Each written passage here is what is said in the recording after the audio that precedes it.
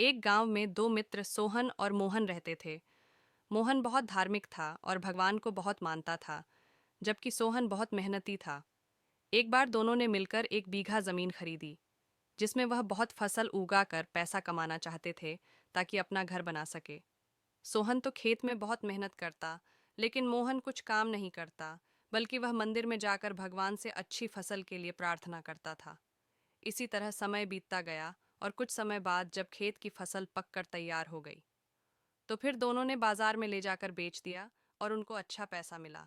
घर आकर सोहन ने मोहन को कहा कि इस धन का ज्यादा हिस्सा मुझे मिलेगा क्योंकि मैंने खेत में ज्यादा मेहनत की है। यह बात सुनकर मोहन बोला, नहीं, बल्कि धन का तुमसे ज्यादा हिस्सा मुझे मिलना चाहिए, क्योंकि मैंने भगवान से इसकी प्रार्थना की, तभी हमको अच्छी फसल प्राप्त हुई। ईश्वर के बिना कुछ संभव नहीं है। जब वह दोनों इस बात को आपस में नहीं सुलझा सके, तो धन के बेंटवारे के लिए दोनों गांव के मुखिया के पास पहुंचे। मुखिया ने दोनों की सारी बात सुनकर उन दोनों को एक एक बोरी चावल की दी, जिसमें कंकड़ मिले हुए थे। फिर उस गांव के मुखिया ने कहा कि कल सुबह तक तुम दोनों को इसमें से चावल और कंकड़ अलग करके लाने हैं, तब मैं निर्णय करूंगा कि इस धन का ज्यादा हिस्सा किसको मिलना चाहिए। दोनों चावल की बोरी लेकर अपने घर चले गए। सोहन ने रात भर जागकर चावल और कंकड़ को अलग किया, लेकिन मोहन चावल की बोरी को लेकर मंदिर में गया और भगवान से चावल में से कंकड़ अलग करने की प्रार्थना की।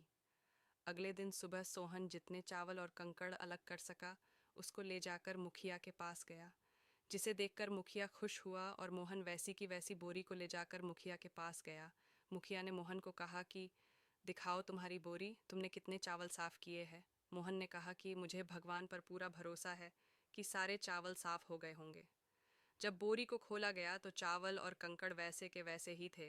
मुखिया ने मोहन को कहा कि भगवान भी तभी सहायता करते हैं जब तुम मेहनत करते हो। मुखिया ने धन का ज्यादा हिस्सा सोहन को दिया। इसके बाद मोहन भी सोहन की तरह खेत में मेहनत करने लगा और अब की बार उनकी फसल पहले से भी अच्छी हुई। इस कहानी से हमें यह सीख मिलती है कि हमें कभी भी भगवान के भरोसे नहीं बैठना चाहिए। हमें सफलता प्राप्त करने के लिए मेहनत करनी चाहिए, क्योंकि भगवान भी तभी हमारी सहायता करना जब हम अपना कर्म करेंगे।